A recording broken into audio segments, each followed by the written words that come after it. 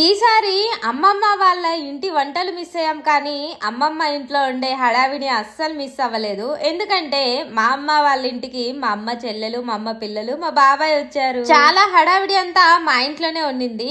ఇంకా అమ్మ పిన్ని కలిసి ఉంటే వంటలే వంటలు. సో కనుమ రోజు కోసం అయితే సంక్రాంతి రోజు నైటే ప్రిపరేషన్ చేస్తున్నారనమాట. ఇక కనుమ అంటే అలసందల వడలు లేకుంటే ఎలా, అలసందలు అయితే నానబెట్టేశారు. ఇంకా మసాలా కోసం అయితే ఏమేమి కావాలో అవన్నీ నీట్గా సర్దేసుకుంటున్నారనమాట.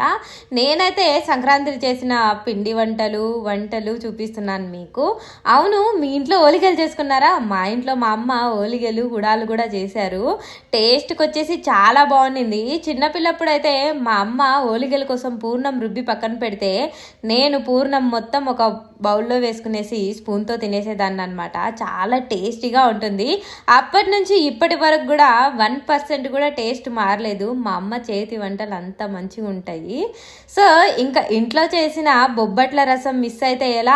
ఈ రసం కోసం అయితే నేను ప్రతి ఫెస్టివల్ కోసం వెయిట్ చేస్తూ ఉంటాను. అంత టేస్టీగా ఉంటుంది.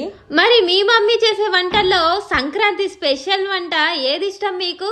ఏది ఇష్టమో కామెంట్ చేసేయండి. నా ఫెస్టివల్ అయితే సూపర్ డూపర్ గా ఇలా సెలబ్రేట్ చేసుకున్నాము. ఇంకా కనుమ రోజు అయితే చాలా వెరైటీస్ ఉన్నాయి, మొత్తం చూపిస్తా.